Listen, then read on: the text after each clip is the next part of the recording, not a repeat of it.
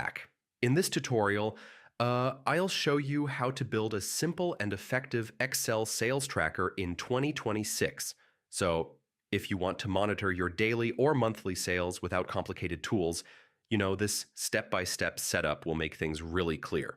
First, open Microsoft Excel and start with a blank workbook. Yep, beginning fresh helps you design the tracker exactly how you want.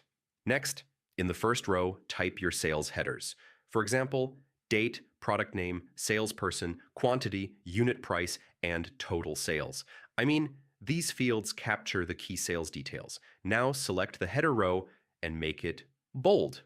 You can also add a fill color and adjust the column widths so everything looks neat and easy to scan. All right, in the total sales column, enter a formula to multiply quantity by unit price. So type equals quantity times unit price, then press enter. Next, select your data range and format it as a table.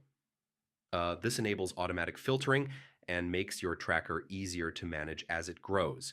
Now you can use the table filters to sort by product, salesperson, or date. Yeah, this helps you quickly analyze your sales performance. For a quick overview, insert a pivot table to summarize total sales by product or by month. This turns your tracker into a powerful reporting tool. And that's it. You now have a fully functional Excel sales tracker ready to record and analyze your sales. Yeah, once you start updating it regularly, the insights become really useful. If this helped you, like the video and subscribe for more practical Excel tutorials.